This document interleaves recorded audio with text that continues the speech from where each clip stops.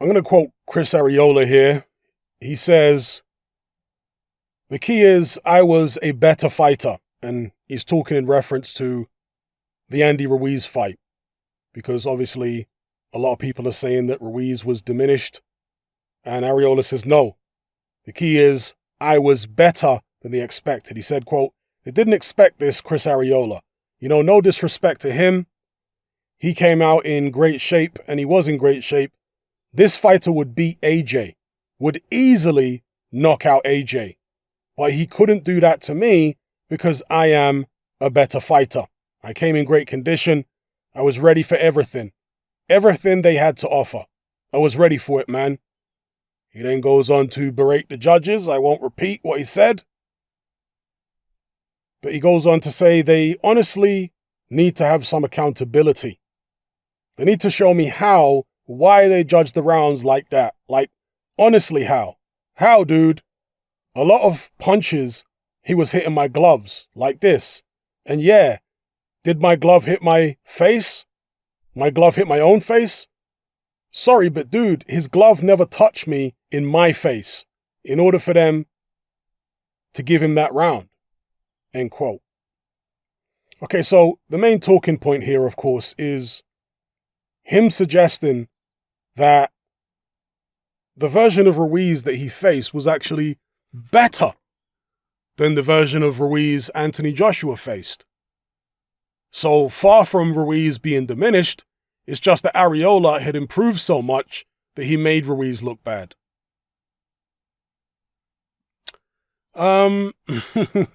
He would say that, wouldn't he? Of course. There's also the element of PBC, Chris Arriola being a PBC fighter, and it seems to be their MO to say disparaging things about fighters who are not part of that organization. Not always, because of course you do have people like Charlo coming out being very complimentary of Canelo. But then again, Canelo, how attached is he to DAZN and Eddie Hearn? He's not on a long-term contract. In fact, he's at the end of his contract, isn't he? So maybe that was Charlo trying to extend an olive branch out to Canelo saying, hey, your contract's up with Eddie Hearn. Come fight me over on Fox PBC. Do a deal with Al Heyman for a couple fights. You know, maybe it was that. But anyway, Chris Arriola, PBC, they often say disparaging things about the competition. Perhaps they're coached to say this, I don't know. Or maybe it's just a very incestuous type of culture over there at PBC where they all end up thinking like each other. Although I will say they can't think that much like each other. Otherwise, Charlo wouldn't have just hired Mark Breland, right? Very interesting move. I mean, some people might say that they're trying to set Mark Breland up, you know? Get revenge on him for Wilder. That's how crazy they are in their little PBC cult. Who knows? But Chris Arriola, even just for ego's sake, he would say this was the best version of Ruiz there's ever been, and this guy would destroy Anthony Joshua easily, and so on. But I'm not sure I necessarily... Well, it was the best version of Ruiz I've seen aesthetically, athletically, and he was doing some technical things in there I've never seen him do before. But he had been out of the ring for a long time. His timing, his judgment of distance, and perhaps even not being used to getting hit in such a long time meant even his punch resistance wasn't quite what it normally would be. Possibly, right? But certainly when it comes to the ring rust, I think that's a real thing. The Andy Ruiz who fought Anthony Joshua had just fought, what was it, 8 weeks before against Dimitrenko.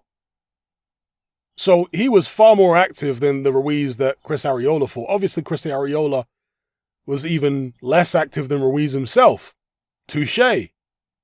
But nonetheless, I do not believe that Ruiz was as sharp on the counter in the Arriola fight as he was against AJ in the first fight. And I think most of that has to do with the ring activity. You get the sharpness from being in there in the ring under the lights. You get a certain amount from sparring, of course, but there's no substitute for actually being under the lights in a real fight. That's where you get the real sharpness. So, it's cute from Chris Arriola saying what he's saying. I think that Andy Ruiz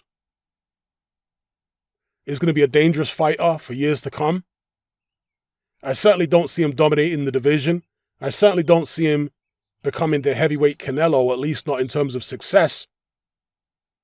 But if he keeps on going down the road he's on, with Reynoso, reducing his weight, staying more active, then I think he's going to be a dangerous fighter. And we're going to see him in some good fights, and he's still going to have some good victories if he continues down this road. Dropping the weight, getting in better shape, upping his ring IQ, improving his technique, and making himself a more rounded fighter. So, before I go, I just watched the Chris Andre video where he was talking about Eubank Jr.'s performance against Marcus Morrison. And he felt the opposite way to me. He wasn't impressed at all. He was actually quite disappointed by what he saw in terms of Eubank Jr. trying to be a clone of Roy Jones.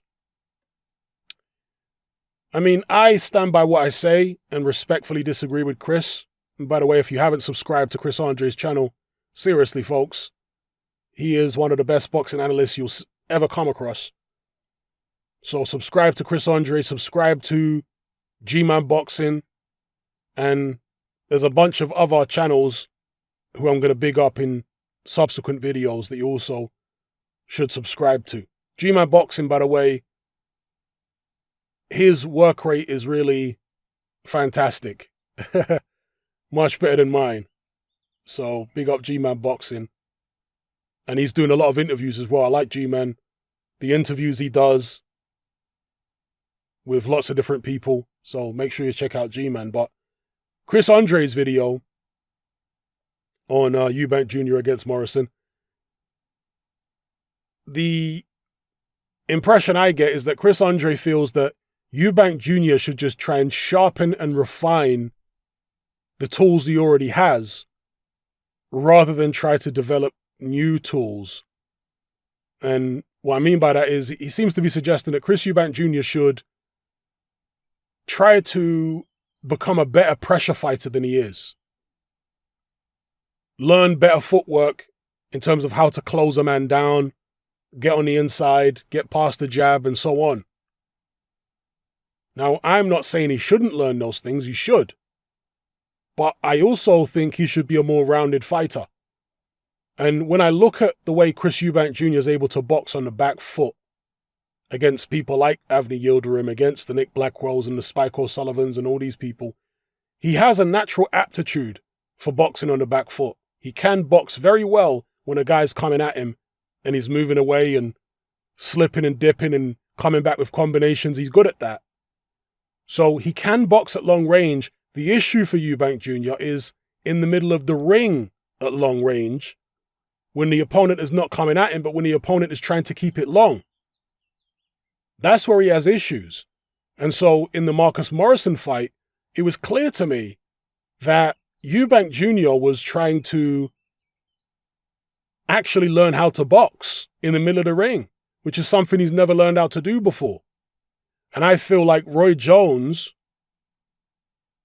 has improved him in terms of his range control and learning how to do things long, the right way, in a far more effective way than we've ever seen from Eubank Jr. before. Now, that doesn't mean that those long-range skills that he's trying to develop now are going to translate to world level. Doesn't mean they're going to be effective at world level. But it's better to have, improved long-range boxing skills than not have them, right? In boxing, versatility often equals longevity. The ability to pull out a style against a certain opponent that the opponent didn't think you had. I mean, think Leo Santa Cruz against Carl Frampton in the rematch. Barry McGuigan, who at the time was Carl Frampton's promoter, never in a million years believed that Leo Santa Cruz could box long range against Carl Frampton. But that's exactly what he did. So I like the fact that with Roy Jones, Eubank Jr. is developing his long-range boxing technique. And it's not elite level long-range boxing technique at all. But it's better than what we've seen from him before. Now, where I will agree with Chris Andre is that it would be a shame and it would be a mistake if Eubank Jr. was focused on that particular style at the expense of his old style, whereby we never see the old Eubank Jr., where he's trying to close people down and get on the inside and all that kind of stuff. Where instead, all we ever see from here on in is a poor clone of Roy Jones Jr. That I will agree with, but I don't necessarily think that that's what Eubank Jr. and Roy Jones have in mind. Based upon the interviews I've seen, Roy Jones doesn't want to get rid of the old Eubank Jr. He just wants to add to the old Eubank Jr. Make him more competent at long range than he was. And I think that's long overdue. I think those are skills that he is going to need. So, anyway, bit random because I moved from talking about Chris Arriola to talking about Eubank Jr. But it is what it is. Yeah. I think Eubank Jr. got what he needed to get out of that Marcus Morrison fight, which was basically, I guess you could say, a glorified sparring session where he got to try out the stuff he'd been practicing in training camp with Roy Jones in a real fight. They get to test things out, okay, and afterwards they can do a situation report. They can say, okay, well, this worked, that didn't work. So maybe we leave this alone and just use this instead.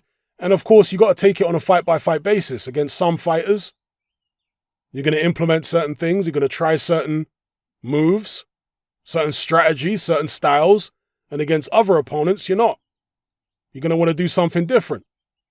So that's my take on it. Give me your take in the comment section below. Remember, I'm saying that in some fights, Eubank Jr. is actually going to need these improved long-range boxing skills that he's learned or that he's learning, developing. In other fights, he's going to need to be more aggressive. He's going to need to take it to the inside a lot more. And in other fights, again, he's going to need to do what he did against Avni Yildirim and Nick Blackwell and box on the back foot, which seems to come quite naturally to him. So, anyway, let me know what you guys think in the comments below.